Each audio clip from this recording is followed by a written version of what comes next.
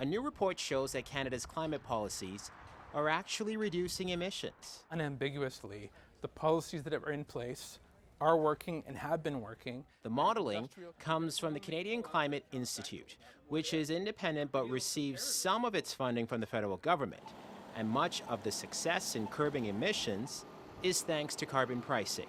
Canada's national carbon price works under two systems: a price on consumer fuels, sometimes called the carbon tax, and the industrial price on heavy emitters, which is expected to account for the largest chunk of emissions reductions in 2030.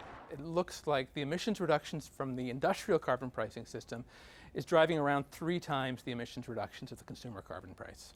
The Institute modeled these federal climate policies and their impact on meeting the 2030 target. While it found carbon pricing on the whole accounts for nearly half of emissions reductions, of that amount, just a small fraction comes from the carbon tax.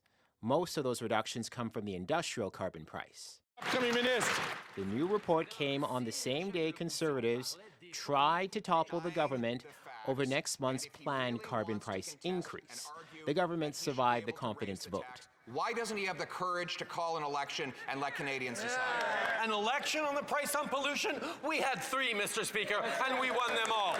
With Trudeau trailing in the polls, Pierre Poilievre hasn't said whether his plan to remove the carbon tax applies to both consumer and industrial carbon pricing. According to the modeling, removing one or both will require a new climate plan and will be challenging. David Thurton, CBC News, Ottawa.